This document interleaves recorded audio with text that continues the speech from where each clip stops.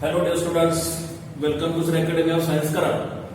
So today we are going to learn the topic electrostatic, for which sub point we are having capacitance of a capacitor without and with dielectric medium between the plates. So let us study about this. But before going to the point, we will revise last lecture and previous lecture. What we have seen capacitor. आपण काय पाहिलंय? आपण पाहिलंय तो म्हणजे capacitor. Capacitor म्हणजे काय? तर कॅपॅसिटरसाठी आपल्याला एक कॅपॅसिटी मिळते. It is the ability to store electrical energy. Capacitor म्हणजे आपण नक्की काय सांगितलंय? It has the capacity to store electrical energy. बरोबर. मग त्याचबरोबर त्या कॅपॅसिटीसाठी आपल्याला कॅपॅसिटन्स म्हणजे त्याचा फॉर्म्युला मिळाला तो किती? तर C is equal to Q/V. C म्हणजे capacity of the capacitor, Q is the charge on the capacitor, and V is the potential difference applied between the two plates, that is called as the capacitor. इथे लक्षात म्हणजे इथं आपण formula घेतलेला आहे C is equal to Q/V. त्याच्यानंतर मागच्या lecture मध्ये आपण काय बघितलंय? Capacitors are connected in series as well as capacitors are connected in parallel. Okay. मग ज्या वेळेला कॅपॅसिटर आपण सिरीज मध्ये जोडले तर त्या वेळेला आपल्याला फॉर्म्युला काय मिळाला? तीन कॅपॅसिटर आपल्याकडे होते, C1, C2 and C3. मग आता सिरीज साठी फॉर्म्युला काय मिळालाय? 1/CS is equal to 1/C1 plus 1/C2 plus 1/C3. बरोबर. When three capacitors are connected in series, charge on each capacitor remains same. Charge on each capacitor remains same. म्हणजे C1 वरती P1 वरती कोणता charge असणार आहे? Plus Q. तर C2 वरती पहिल्या प्लेट वरती कोणता चार्ज येणार आहे? प्लस Q येणार आहे. त्यामुळे चार्ज तुम्हाला सगळीकडे सेमच मिळतोय. मग ह्या सिरीजच्या फॉर्म्युलासाठी 1/CS is equal to 1/C1 plus 1/C2 plus 1/C3. If there are n capacitor then plus up to 1/CL. समजलं? If three capacitors are connected in parallel,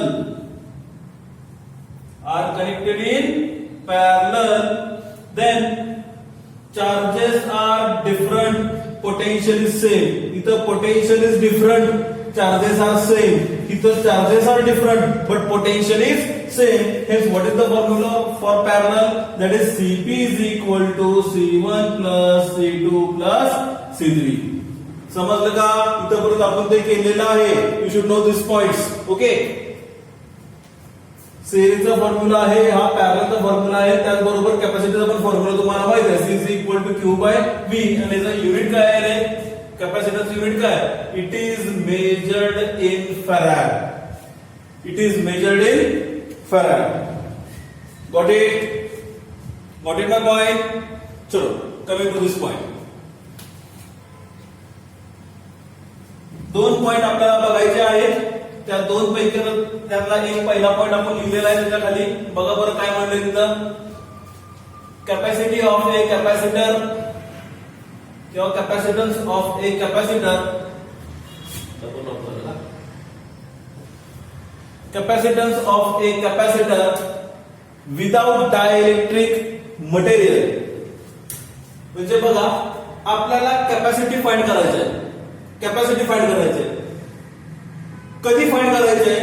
एक तर तो विदाउट डायइलेक्ट्रिक मीडियम असेल किंवा विथ डायइलेक्ट्रिक मीडियम असेल.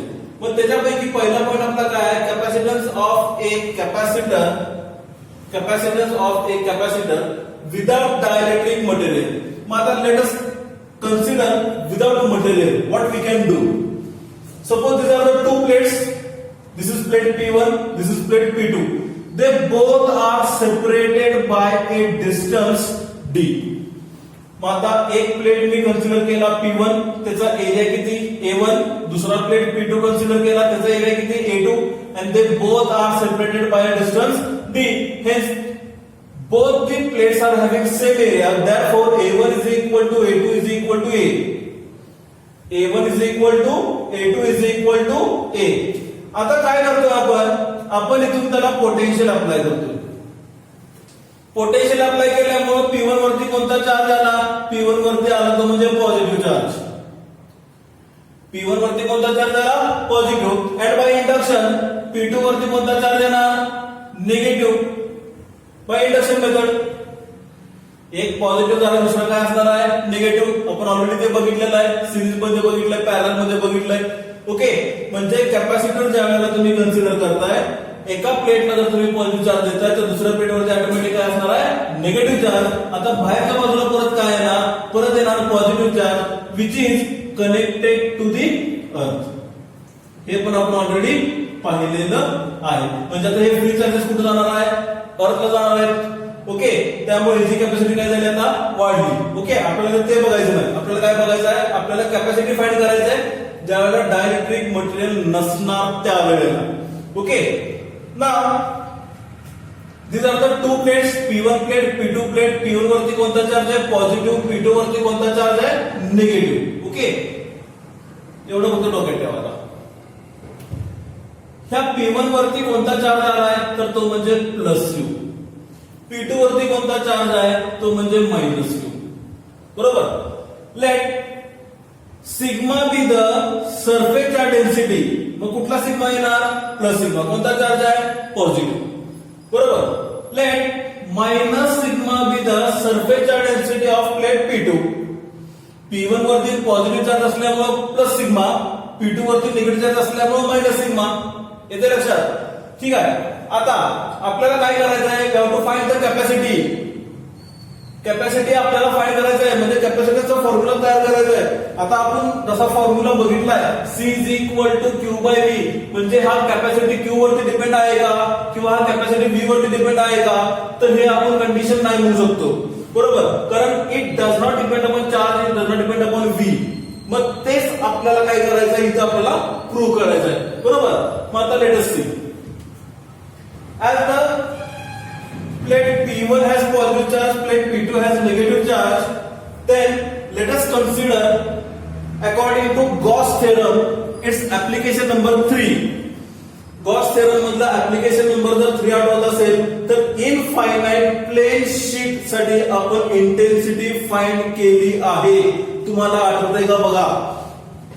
Electric field intensity for an infinite plane sheet, म्हणजे ही जर प्लेन शीट मी जर कन्सिडर केली तर त्यासाठी आपण एक गॉसियन सरफेस कन्सिडर केला. तो म्हणजे गॉसियन सरफेस असा काहीतरी होता. मग जसा तो या बाजूला पण गॉसियन सरफेस आहे तसं या बाजूला पण गॉसियन सरफेस आहे. ठीक आहे, इथं पण आणि इकडं पण, की जिथं पॉइंट P आहे तिथं इंटेन्सिटी तुम्ही पाहिली. मग ती इंटेन्सिटी तुम्हाला किती मिळाली आठवते का बघा बरं. तर त्याची इंटेन्सिटी आहे E is equal to sigma upon 2 epsilon 0. आठवते का. Electric field intensity for a thin infinite plane sheet. मग तसंच काय करा, आता 2 प्लेट्स आपल्याकडे आहेत. मग ह्याला आता एक शीट कन्सिडर करा, ह्याला एक शीट कन्सिडर करा आणि दोन्ही तुम्ही कुठे इमॅजिन करा इनफायनाइट मध्ये आहेत असं इमॅजिन करा. ठीक आहे. मग आता एका प्लेटवरती पॉझिटिव्ह चार्ज, एका प्लेटवरती निगेटिव्ह चार्ज. ठीक आहे. आता त्याची इलेक्ट्रिक फील्ड कुठं असेल रे. जर ह्या पॉझिटिव्ह चार्जसाठी मी जर इलेक्ट्रिक फील्ड बघायला गेलो तर ही इलेक्ट्रिक फील्ड मला अशी मिळेल की away from the positive charge. Positive charge काय करतो, फील्ड कशी दाखवतो अवे फ्रॉम द चार्ज. बरोबर. मग ह्या P1 साठी मला E1 ही फील्ड मिळाली away from the charge. Okay, तसंच मी जर हा निगेटिव्ह प्लेट जर कन्सिडर केला, आता याच्यावरती चार्जेस एकदम निगेटिव्ह आहे, म्हणजे इलेक्ट्रिक फील्डची डायरेक्शन कशी असेल towards the charge. Towards the charge म्हणजे बघा बरं, टोटल नेट इलेक्ट्रिक फील्ड मला कशी मिळणार, they both are in the same direction, hence net electric field is equal to E1 plus E2. Net electric field, net electric field E net is equal to E1 plus E2. समजलं का. बघा परत एकदा, 2 plates आपल्याकडे आहेत. मग आता पहिली प्लेट मी P1 कन्सिडर केली, इनफायनाइट कन्सिडर केली. ठीक आहे. आता इथं पॉझिटिव्ह चार्ज असल्यामुळे इलेक्ट्रिक फील्ड कशी असणार आहे अवे फ्रॉम द चार्ज, त्यामुळे अवे मिळाला E1. या P1 साठी E1 म्हणलं. दुसरी प्लेट मी कन्सिडर केली, कोणता चार्ज आहे त्याच्यावरती निगेटिव्ह चार्ज. इलेक्ट्रिक फील्ड लांब जाणार त्याच्या जवळ येणार, कारण निगेटिव्ह चार्ज आहे. पॉझिटिव्ह असले की लांब जातो, निगेटिव्ह असले की त्याच्या जवळ येतो. मग निगेटिव्ह साठी त्याच्या जवळ गेला बघा, directed toward the negative charge E2. दोघांची डायरेक्शन कशी आहे, सेम आहे. मग नेट इलेक्ट्रिक फील्ड किती मिळणार दोघांसाठी, E net is equal to E1 plus E2.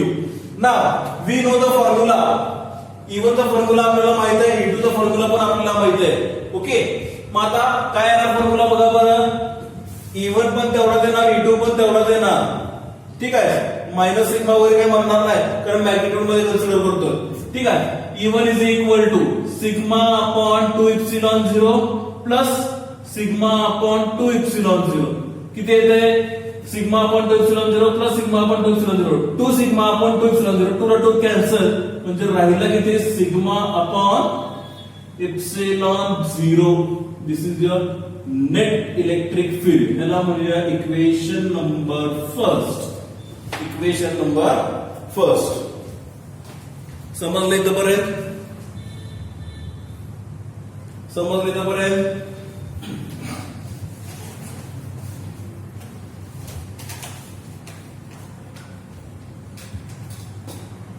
कळालं, काय अडचण नाही इथपर्यंत, जाऊया पुढं.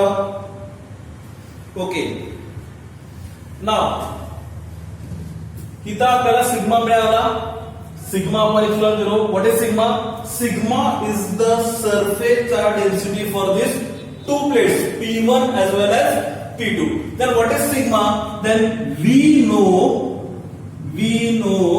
sigma is equal to charge per unit area. Sigma is equal to charge per unit area. म्हणजे sigma is equal to Q by A. मग ती व्हॅल्यू करा याच्यामध्ये सबस्टिट्यूट. इक्वेशन 1 becomes किती येतंय, व्हॅल्यू पुट करा. E net is equal to Q upon A epsilon 0. Equation number second. Equation number second. Okay, आता मी जर असं म्हणलं, what is the potential difference between these two parallel plates? What is the potential difference between these two parallel plates? किंवा electric field inside the plates is given bye. काय सांगता येईल का तुम्हाला, electric field between the plates is given bye. आता E1 E2 चा विचार करू नका, कारण टोटल फील्ड किती मिळणार आहे, E net. E चा फक्त विचार करायचा. म्हणजे मला काय झालंय, मला इथून एक फील्ड मिळाली, ती फील्ड म्हणजे किती, तर आपली E net एवढी फील्ड आहे, E एवढी फील्ड आहे. ठीक आहे, मग आता इलेक्ट्रिक फील्ड आपल्याला दोन्ही प्लेटच्या मध्ये किती मिळणार आहे, काय माहिती फॉर्म्युला. मग त्यासाठी तुम्हाला एक फॉर्म्युला आठवतोय का बघा, आपण कुठेतरी E is equal to dv by dx. E is equal to minus dv by dx असा कुठेतरी एक फॉर्म्युला आपण केला होता. ठीक आहे, तोच फॉर्म्युला आपल्याला काय करायचा आहे, युज करायचा आहे. म्हणजे बघा, पोटेन्शियल आहे, E आहे, डिस्टन्स आहे. ठीक आहे, म्हणजे काय फॉर्म्युला मिळेल, या फिगर नुसार E तुमचा ऍज इट इज, dv म्हणजे पोटेन्शियल V येणार, dx म्हणजे हा डिस्टन्स d येणार, म्हणजे E is equal to V upon d. Negative पुन्हा किती कॅन्सल करतोय, कॅन्सल म्हणजेच काय, मॅग्निट्यूड मध्ये घेतोय. ओके, समजलं. ठीक आहे, म्हणजे काय येणार formula, the potential difference between किंवा electric field between the two plates is given by electric field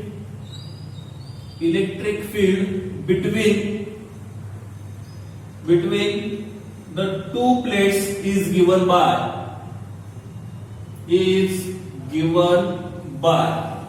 काय येणार एक्सप्रेशन बघा, इलेक्ट्रिक फील्ड किती येणार, तर E is equal to V upon D. Equation number third.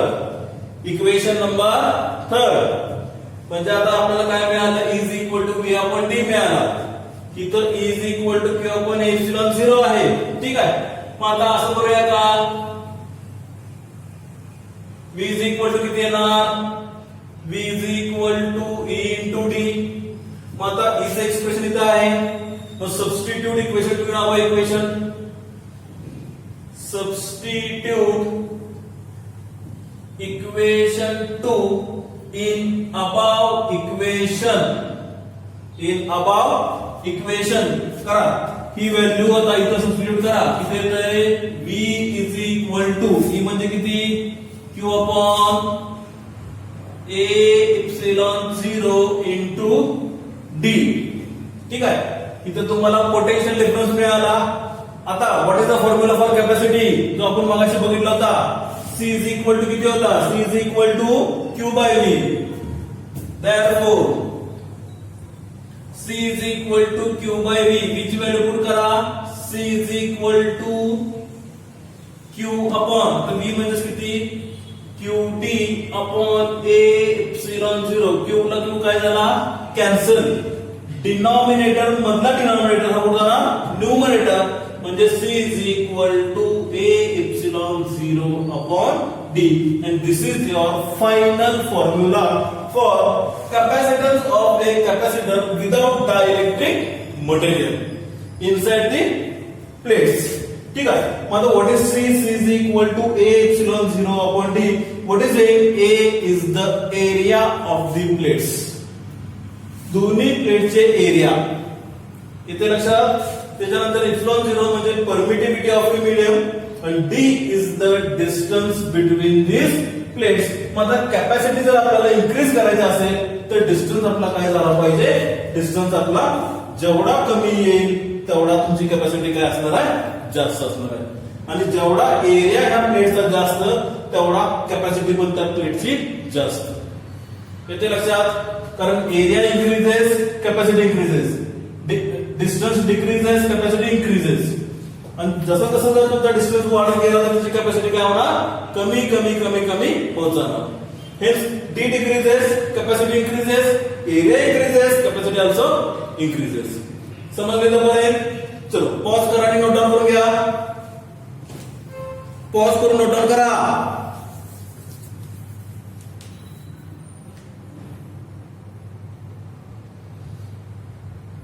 Pause करून नोट डाऊन करा.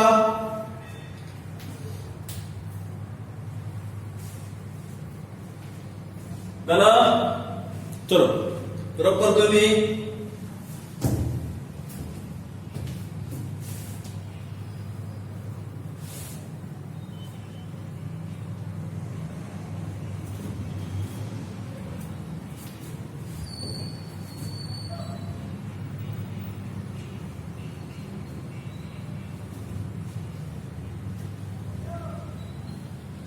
आता next point, B point.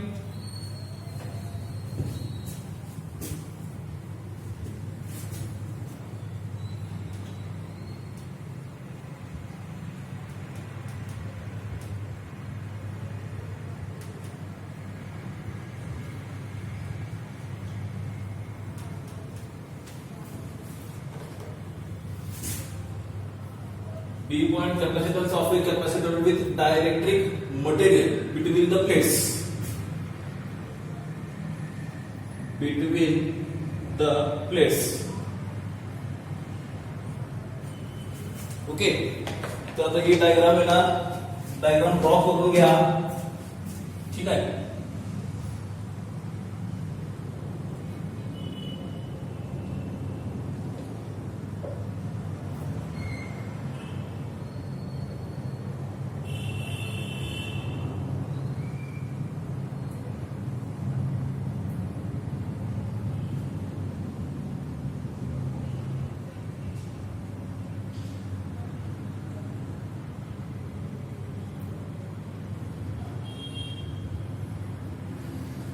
This is the diagram. Diagram draw करून घ्या.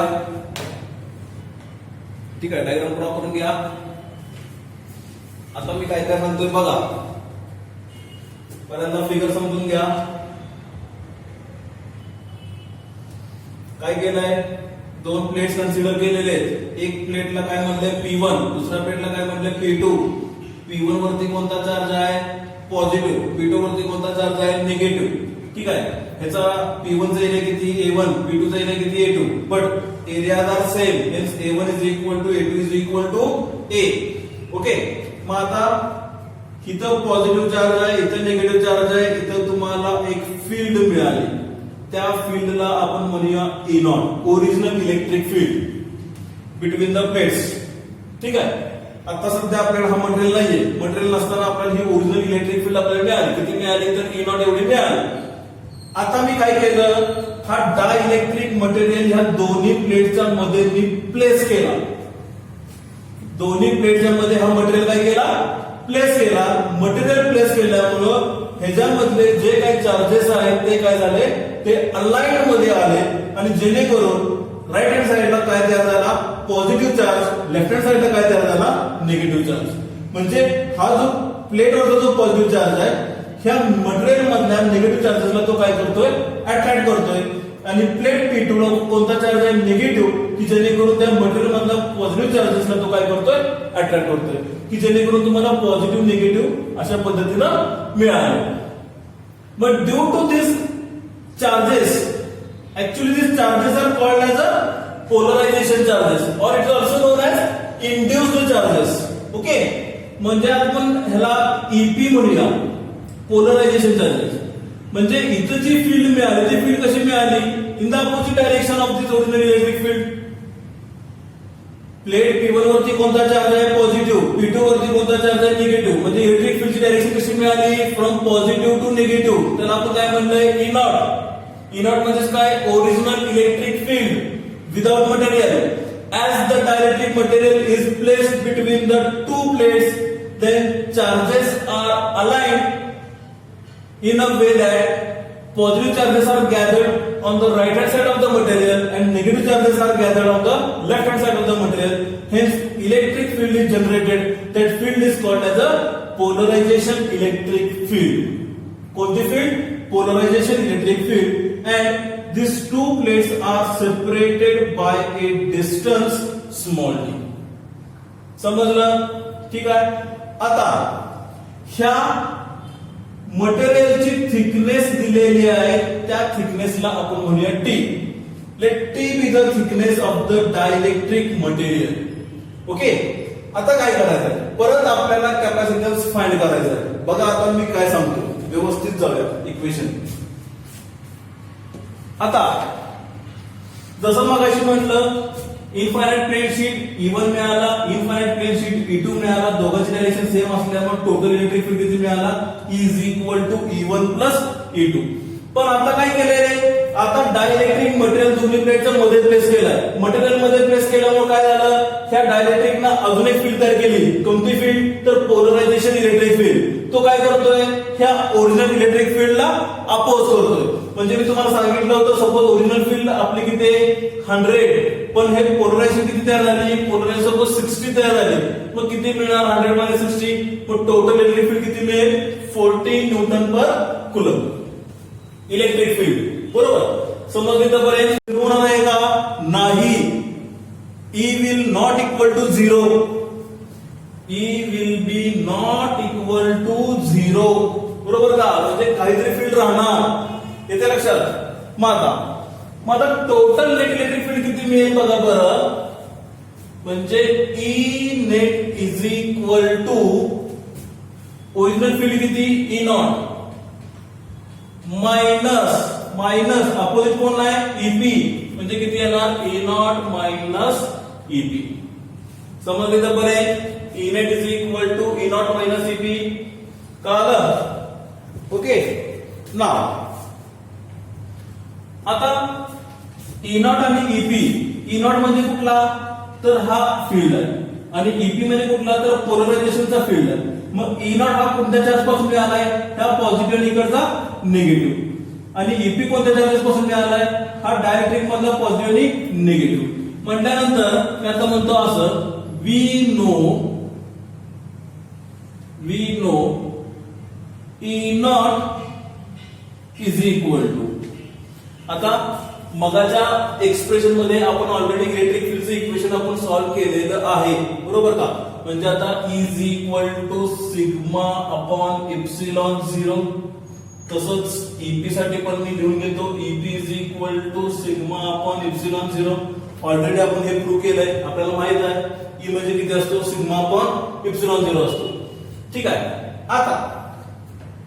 आता बघा, सिग्मा म्हणजे किती, Q by A, charge per unit area. म्हणजे किती येणार, इथं किती येणार, E naught is equal to Q upon A epsilon 0 आणि तसंच पोलरायझेशन साठी पण EP is equal to Q upon A epsilon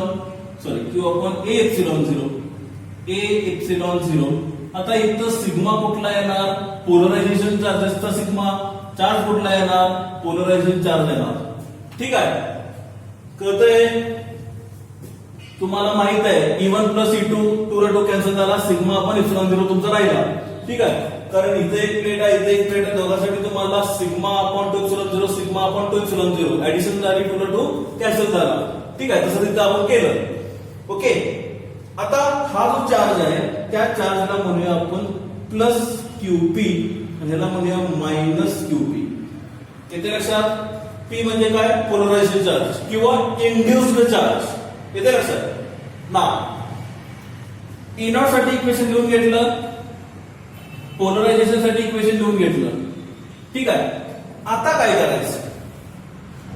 करायचं आपल्याला एक तर कॅपॅसिटी फाइंड करायचंय काय फाइंड करायचंय कॅपॅसिटी फाइंड करायचंय म्हटल्यानंतर मी आता काय सांगतोय बघा आता एक इक्वेशन लिहितोय परत रिपीट करतोय E net is equal to E naught minus EP which is equal to E naught upon K which is equal to E naught upon K because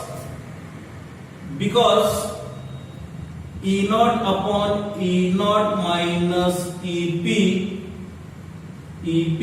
is equal to K हे आपल्याला माहित आहे आता हे कसं आलं काय आलं त्यासाठी मी तुम्हाला एक्सप्लेन करतो वेगळ्या मेथड मध्ये इथं बघा E नॉट आपण की कसं येते बघा आता तुम्हाला इलेक्ट्रिक फील्डचं इक्वेशन माहित आहे E is equal to 1 upon 4 pi epsilon 0 Q upon R square बरोबर का मग आता मी असं म्हणतो this is electric field for air medium साठी इलेक्ट्रिक फील्ड घेतली त्यामुळे K ची व्हॅल्यू किती झाली K is equal to 1 okay आता इलेक्ट्रिक फील्ड बघतोय डायइलेक्ट्रिक मीडियम साठी इलेक्ट्रिक फील्ड पाहतोय डायइलेक्ट्रिक मीडियम मधून म्हटल्यानंतर ED is equal to 1 upon 4 pi epsilon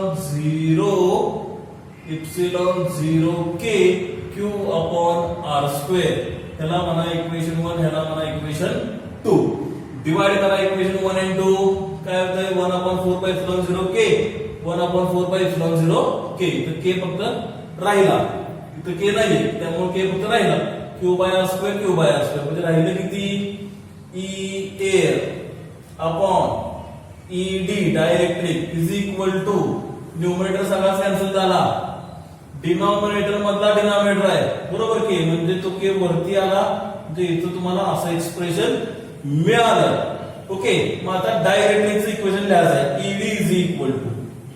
ED is equal to किती येणार E air आणि हा K इकडे आला म्हणजेच EA upon K इथं EA म्हणजे एअर साठी म्हणजे इथं आपला ओरिजिनल इलेक्ट्रिक फील्ड ओरिजिनल म्हणजे काय एअर मीडियमच ना ज्यावेळेला मटेरियल नव्हता त्यावेळेला इथे लक्षात ED म्हणजे डायइलेक्ट्रिक आला E air म्हणजे विदाउट डायइलेक्ट्रिक मटेरियल मग आता EA म्हणजे काय तर E नॉट ना बघा इथं E air म्हणजे काय आला E नॉट आला E नॉट म्हणजे कोण आहे original electric field without dielectric बरोबर का विदाउट डायइलेक्ट्रिक त्यामुळे तुम्हाला हा फॉर्म्युला अशा पद्धतीने मिळतोय त्यामुळे इथं मी डायरेक्ट लिहिलंय जर तुम्हाला समजण्यासाठी पाहिजे असेल तर हे एका बाजूला कुठेतरी लिहून घ्या for understanding how this formula comes this is the formula this is the exact way to get the formula बरोबर इनेट म्हणजे कुठला डायइलेक्ट्रिक मटेरियल साठी जो मिळालेला फील्ड आहे इनेट E नॉट अपॉन K ठीक आहे okay got it my point चला मी पुस्तक तिकडचं पलीकडचं रब करा ते ठीक आहे सॉरी रब मी करणार तुम्ही लिहून घ्या पटापटा असं मला म्हणायचं आहे सॉरी स्लिप ऑफ टंग चलो समजले इथपर्यंत ठीक आहे E नॉट अपॉन K आता काय करायचं आहे आता इलेक्ट्रिक फील्ड मध्ये किती येत आहे इनेट आहे ना आता मी डायरेक्टली त्याला इज म्हणतो E is equal to E naught ची व्हॅल्यू किती आहे Q upon A epsilon 0 Q upon A epsilon K. समजलं का? Is equal to Q upon A epsilon 0 K. कळालं? आणि देअरफॉर तसं तुम्ही जर इक्वेशन अरेंज केलं, क्यू इक्वल टू साठी लिहिलं, Q is equal to E A epsilon 0 K. समजलं इथपर्यंत? समजला? ओके, ठीक आहे. आता इथपर्यंत आपण त्याला असं म्हणूया, याला म्हणूया equation 1. Okay, now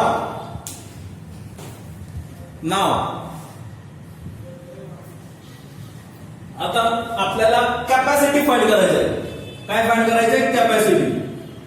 C is equal to Q by V असं आपण घेतलं होतं ना मगाशी. C is equal to Q by V. Q ची व्हॅल्यू समजा पुट केली तर तुम्हाला इक्वेशन काहीतरी मिळतंय. ठीक आहे. पण आता आपण असं करूया, जर मी इथं म्हणलं C is equal to Q by V, Q ची व्हॅल्यू सपोज मी सबस्टिट्यूट केली ई ए एप्सिलॉन 0 के, मग तुम्हाला काय मिळेल? ठीक आहे. म्हणजे एक काम करूया आपण, असं पद्धतीने जाऊया. आता जसं आपण मगाशी पोटेन्शियल डिफरन्स फाइंड केला between two plates, what will be the potential difference between the two plates? ते तुम्हाला असं मिळेल is equal to V upon D, बरोबर. आणि V is equal to ED, V is equal to E into D. E ची value किती आहे? Q upon A epsilon 0 K into D. ठीक आहे. मग therefore C is equal to Q by V. Q upon V ची value किती? QD upon A epsilon 0 K. Q ला Q cancel. C is equal to A epsilon 0 K upon D. बरोबर का? जसं मगाशी आपण सोडवलं त्याच पद्धतीने सोडवलं की तुम्हाला काय मिळतंय? C is equal to A epsilon 0 K upon D. बरोबर? अशा पद्धतीने जायचं ना? तर नाही, अशा पद्धतीनं नाही जायचं. आपल्याला वेगळी मेथड इथं जरा यूज करावी लागणार आहे, कारण कॅपॅसिटन्स तुम्हाला डायइलेक्ट्रिक मटेरियल साठी घ्यायचा आहे. त्यामुळं थोडा एरिया तुमचा मटेरियलनं कव्हर झालेला आहे आणि थोडा एरिया विदाउट डायइलेक्ट्रिक मटेरियल आहे. मग तेच मी आता कोणत्या पद्धतीनं कशा पद्धतीनं सॉल्व्ह करतोय ते आता जरा लक्ष द्या. ठीक आहे. आता बघा, क्लियर बघा. Now what is the formula for potential difference between these two plates? That is E is equal to V upon D. म्हणजेच V is equal to ED असं इक्वेशन यायला पाहिजे. मग आता मी काय सांगतोय बघा, मी आता ते इक्वेशन कसं लिहितोय बघा. ठीक आहे. ते इक्वेशन म्हणजेच V is equal to, आता बघा ह्या प्लेट P1 पासून ते ह्या प्लेट P2 पर्यंत जर मटेरियल नसता तर कोणती फील्ड होती? E not. मटेरियल आल्यामुळे त्याला काय मिळालं? EP मिळालं. त्यामुळे E नॉट मायनस EP असं इक्वेशन मिळालं आपल्याला. मग आता बघा मी काय सांगतोय बघा.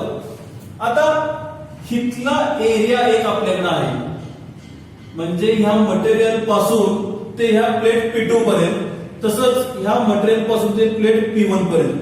हिथं डायरेक्ट मटेरियल आहे का? इथं डायरेक्ट मटेरियल आहे का? म्हणजे इथं फील्ड मला कोणती मिळणार आहे? ई नॉट मला फील्ड मिळणार आहे. बरोबर. मग इथला डिस्टन्स तुम्ही किती व्हॅरी करणार? किती येणार डिस्टन्स? कारण टोटल डिस्टन्स मला माहित आहे. P1 आणि P2 मध्ये डिस्टन्स किती आहे आपल्याकडं? D. आणि ह्या डायरेक्ट्रिक मटेरियलची थिकनेस आपल्याकडे आहे की, मग तेवढा जर मी कमी केलं या D मधनं तर मला हा डिस्टन्स मला मिळेल ना? बरोबर का? मग मी असं म्हणू शकतो का? V is equal to E naught D minus T. V is equal to E naught D minus T. समजलं? म्हणजे आत्ताशी आपण पोटेन्शियल जो बघितला, कुठला बघितला? जिथं मटेरियल नाही तिथं बघितला. म्हणजे this distance which are between material and plates. कुठला डिस्टन्स आहे? Between the material and the plates. म्हणजे इथून मटेरियल, तिथला मटेरियल इकडे आहे आणि इथं प्लेट आहे, म्हणजे ह्या दोघांच्या मध्ये मटेरियल आहे का? डायरेक्ट्रिक मटेरियल नाहीये. तिथं एअर मीडियम आला. ठीक आहे. मग त्याची इलेक्ट्रिक फील्ड मी तिथं लिहिली. मग इलेक्ट्रिक फील्ड किती इथं? E नॉट येणार ना? इथं काही कमी होणार का? काहीच कमी होणार नाही. इथं काही कमी होणार का? काहीच होणार नाही. इथं मात्र काय होणार आहे? कमी होणार आहे. ठीक आहे. मग आता इथं किती येणार? आता इथं ह्याला मी म्हणतो इथं प्लस, ह्याला मी म्हणतो इथं प्लस. मग आता येणार किती रे इथं येणार आता ही इलेक्ट्रिक फील्ड घ्यायची. इथं आपल्याला E0 मिळाला, त्याला EP मिळाला, म्हणजे तिथं दोघांमध्ये काय झालं सबट्रॅक्शन झालं. तुम्हाला मिळाला किती इनेट मिळाला. मग त्या इनेटला मी म्हणतो इथं ई नेट. आणि डिस्टन्स किती आहे ना, तर ह्या मटेरियल साठी घेत आहे. मटेरियल साठी डिस्टन्स किती आहे, थिकनेस, म्हणजे ई नेट इंटू टी. समजलं का एक्सप्रेशन कसं मिळालं. पोटेन्शियल आपण फाइंड करत असताना तुम्ही पहिल्यांदा पोटेन्शियल ह्या एअर मीडियम साठी फाइंड करताय. आणि त्या एअर मीडियमचा इलेक्ट्रिक फील्ड किती आहे E0. आणि हा डिस्टन्स कसा काढला, तर टोटल डिस्टन्स आपल्याकडे D आहे. D मधनं हा T वजा केला, त्यामुळे तुम्हाला या डिस्टन्स मिळाला, म्हणजे D मायनस टी. आता ह्या मटेरियल साठी घेताय तुम्ही E0 होता, EP मिळाला, मायनस झालं, त्यामुळे किती मिळाला इनेट मिळाला. मग इनेट साठी डिस्टन्स किती आहे T, त्यामुळे इनेट डॉट टी. समजलं इथपर्यंत, ठीक आहे. Then what is E net. E net is nothing but E0 upon K. V is equal to E0 D minus T plus E0 T upon K. समजलं इथपर्यंत, समजलं. कॉमन काहीतरी निघेल. इथं E0 आहे, इथं पण E0 आहे, म्हणजेच V is equal to E0 in bracket D minus T plus T upon K. D minus T plus T upon K. Okay. मग आता E0 म्हणजे काय फॉर्म्युला आहे. E0 म्हणजेच E0 बघा Q upon A epsilon 0. E0 म्हणजेच Q upon A epsilon 0. काय येणार expression, V is equal to Q upon A epsilon 0, Q upon A epsilon 0, D minus T plus T upon K. This is your potential equation. ठीक आहे. Now last formula लिहायचा आहे. Capacitance काढायचा ना आपल्याला, म्हणजेच कॅपॅसिटन्स ऑफ ए कॅपॅसिटरचा फॉर्म्युला काय, C is equal Q by V ना. C is equal to Q by V, hence C is equal to Q upon V म्हणजे किती, Q upon A epsilon 0, Q upon A epsilon 0, राहिले किती D minus T plus T upon K. ठीक आहे. Q ला Q काय झाला cancel, ते वरती गेलं, म्हणजे किती आहे ना, C is equal to A epsilon 0 upon D minus T plus T upon K. This is your final expression. समजलं पर्यंत. तर हा कॅपॅसिटन्स तुम्हाला मिळाला फॉर डायलेक्ट्रिक मटेरियल साठी. तर पॉज करून नोट डाऊन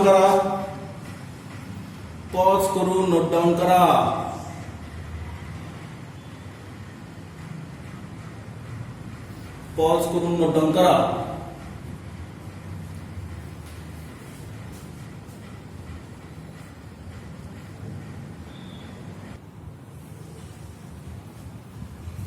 चलो स्पेशल केसेस बघायचे आपल्याला. ठीक आहे, जरा दिसेल. ठीक आहे, 4 स्पेशल केसेस आहेत, त्यातले पहिले 2 मी लिहिले आहेत बघा. आता एक तर म्हणजे आपल्याला फॉर्म्युला समजला, capacitance of a capacitor with dielectric material किती मिळाला, C is equal to A epsilon 0 upon D minus T plus T upon K. D म्हणजे टोटल डिस्टन्स D, T म्हणजे थिकनेस T आणि T upon K. बरोबर का. Okay. आता मी काय सांगतो बघा, स्पेशल केसेस. त्याची पहिली case, if the dielectric fills the entire space then, म्हणजे हा जर कॅपॅसिटर जर असेल, ठीक आहे, आणि पूर्णपणे जर तो डायलेक्ट्रिक फिल झाला असेल, पूर्णपणे म्हणजे हा डायलेक्ट्रिक पूर्णपणे असा फिल झाला असेल,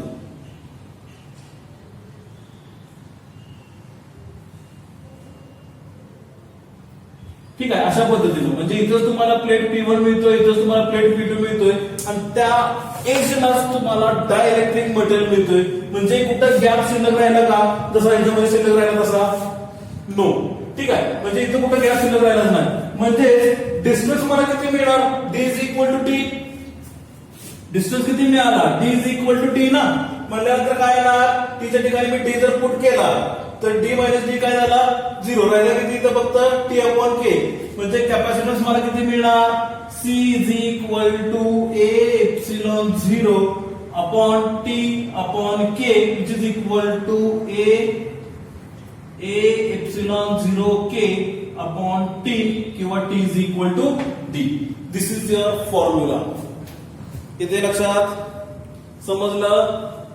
कळलं का? बघा, c is equal to epsilon 0 as it is. इथं मी काय म्हणलं? इथं मी t म्हणलं. t मायनस t 0 राहिला किती? t upon k. t upon k. ठीक आहे, मला t म्हणजे किती? d. t is equal to d. k कुठे गेला? डिनॉमिनेटर मधला हा न्यूमरेटर आला k. ठीक आहे, हा तुमचा फॉर्म्युला. ओके, मग आता बघा बरं, मी असं म्हणू शकतो का एप्सिलॉन 0 अपॉन d म्हणजे एअर मीडियम साठी कॅपॅसिटी आहे. एअर मीडियम साठी ह्याच्या अगोदरचं expression capacitance of a capacitor without dielectric material. विदाउटला काय मिळालं formula? c is equal to epsilon 0 upon d ना. मग ह्याला मी आपण o म्हणूया. विदाउट आहे ना मटेरियल, विदाउट मटेरियल म्हणल्यानंतर c is equal to c not into k. मिळालं का एक्सप्रेशन? ते नोट डाऊन करून घ्या. पॉज करा आणि नोट डाऊन करा. किंवा किंवा किंवा k is equal to c dielectric upon c air किंवा c नॉट. कसंही म्हणलं तरी चालेल. k is equal to c dielectric upon c air. चला नोट डाऊन करा. नोट डाऊन करा. समजलं कसं आलं हे expression? Okay, next second special case. If the capacitor is filled with n dielectric slabs of thickness T1, T2, T3 up to Tn, then this arrangement is equivalent to n capacitors are connected in series. व्यवस्थित समजून घ्या.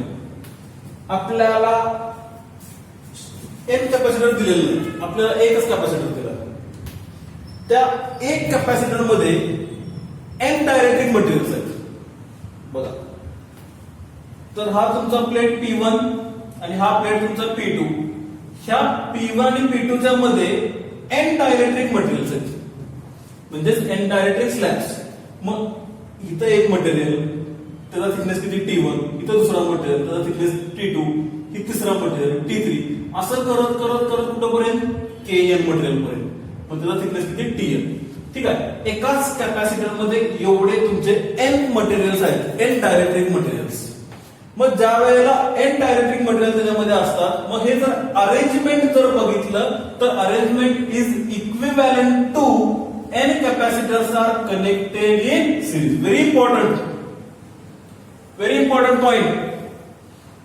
ह्याच्यावरती तुम्हाला numericals असतात, तुम्हाला number of dielectric material त्यामध्ये दिलेले आहेत. मग त्यांचं कनेक्शन कसं असणार आहे?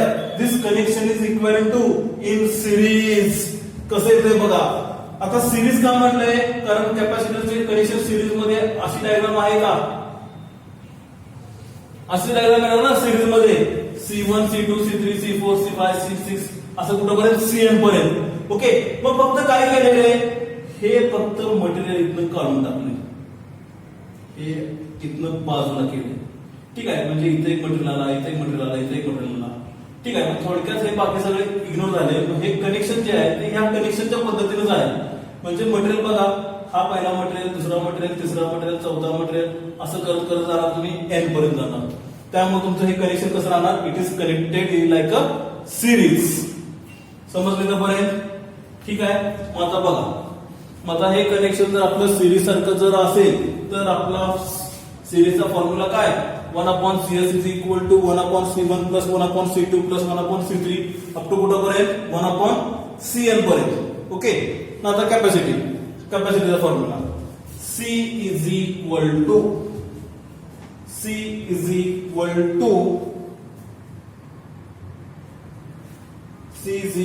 टू आता काय काय राहते बघा. प्लेट्स प्लेटचा एरिया, प्रत्येक ठिकाणी एरिया काय राहणार होता सगळीकडं डिफरंट राहणार. A1, A2, A3, A4, A5, A6 असं कुठेपर्यंत जाणार आपण AN पर्यंत जाणार. ठीक आहे. किंवा आपण तसं म्हणलेलंच नाही, म्हणलेलं नाही म्हणलं तर काय येणार बघा, कॅपॅसिटीचा फॉर्म्युला इथून आपल्याला जायचं आहे. तर कॅपॅसिटीचा फॉर्म्युला काय आहे, A epsilon 0 upon D minus T plus T upon K. आता D is equal to T तर मिळाला, त्यामुळे ही टर्म तर तुमची निघून गेली. बरोबर. पहिले किती C is equal to A epsilon 0 upon T upon K. मी तर लिहितो मी C is equal to A epsilon 0 upon T upon K. C is equal to A epsilon 0 upon T upon K.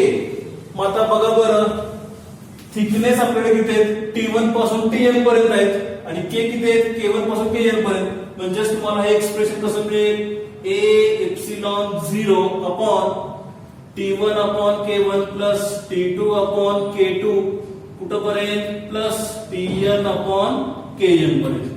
ठीक आहे, समजले तर पर्यंत नोट डाऊन करून घ्या. चला पॉज करून नोट डाऊन करा, पॉज करून नोट डाऊन करा,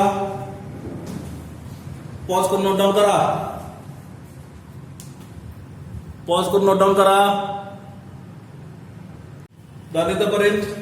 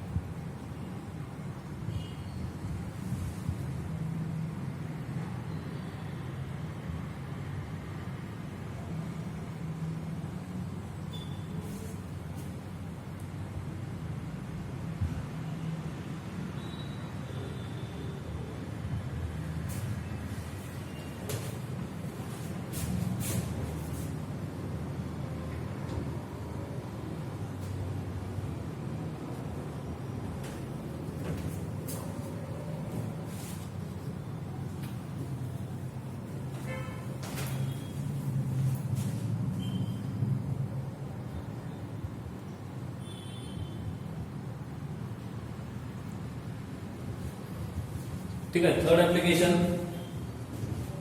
third case, if the arrangement consists of n capacitors in parallel with plate areas A1, A2, A3 up to AN and plate separation D.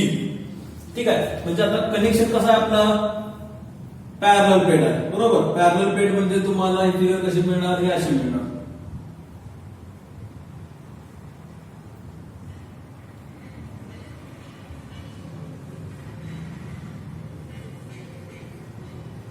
Okay.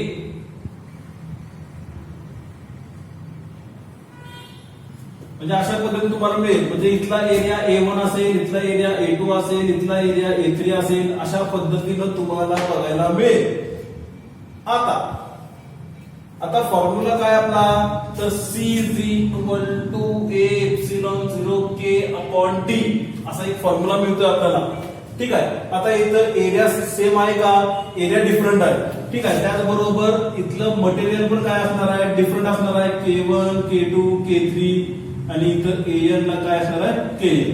म्हणजे काय येणार, area आणि K तुमचे different असणार आहे, पण सेपरेशन काय आहे तुमचं D's आहे, बरोबर. सगळीकडे सेपरेशन D's आहे. म्हटल्यानंतर काय येणार, C is equal to epsilon 0 upon D bracket मध्ये येणार किती, A1 K1 plus A2 K2 plus कुठपर्यंत AN KN पर्यंत. This is your formula. C is equal to epsilon 0 upon D A1 K1 plus A2 K2 plus up to AN KN. ठीक आहे.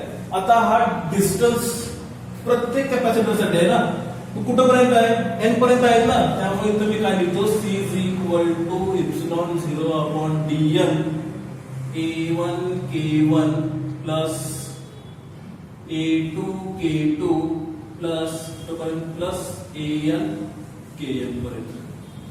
ठीक आहे. चला पॉज करून नोट डाऊन करा, pause करून नोट डाऊन करा.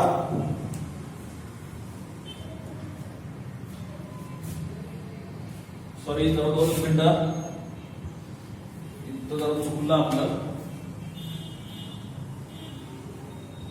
एकच मिनिट.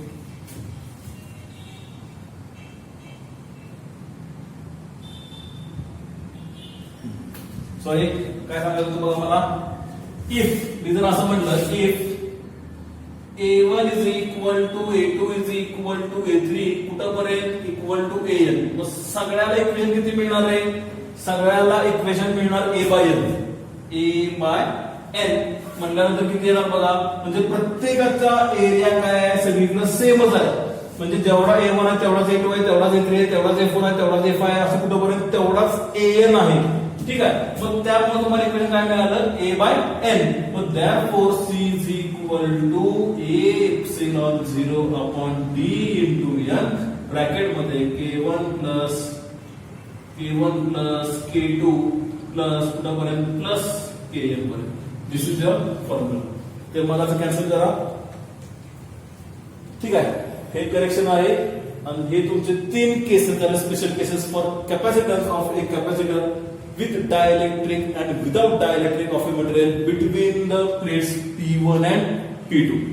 समजलं. होप सो तुम्हाला आजचं लेक्चर नक्कीच आवडलं असेल आणि त्यातून जर तुम्हाला काही जर डाऊट वाटत असेल, if having any doubt you can ask me. My WhatsApp number is with you. Okay. Suppose ह्या व्हिडिओमध्ये तुम्हाला काय चेंजेस करायचे असतील तर तुम्ही त्या कमेंटमध्ये पण तुम्ही काहीतरी कमेंट देऊ शकता. ठीक आहे. अशा पद्धतीनं आजचं लेक्चर आपण इथंच थांबवतोय. ठीक आहे. थँक्यू.